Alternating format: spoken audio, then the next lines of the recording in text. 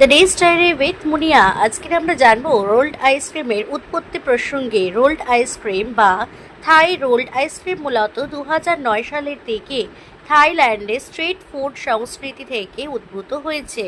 এটি IT pad বা নাড়া ভাজা আইসক্রিম নামেও পরিচিত, যা একটি হিমায়িত ধাতব প্যানে তরল দুধের মিশ্রণ দিয়ে তৈরি করা হয়। এটি একটি জনপ্রিয় বিশ্বব্যাপী ডেজার্টে পরিণত হয়েছে। থাইল্যান্ডে স্ট্রিট ফুড বিক্রেতারা প্রথম এই আইসক্রিম তৈরির পদ্ধতি চালু করেন। একটি অত্যন্ত শীতল মেটাল প্লেটের ওপর দুধের মিশ্রণ ঢেলে তাতে বিভিন্ন ফ্লেভার ও উপকরণ মিশিয়ে পাতলা করে ছড়িয়ে এরপর রুটির মতো রোল করে তা তৈরি করা হয়।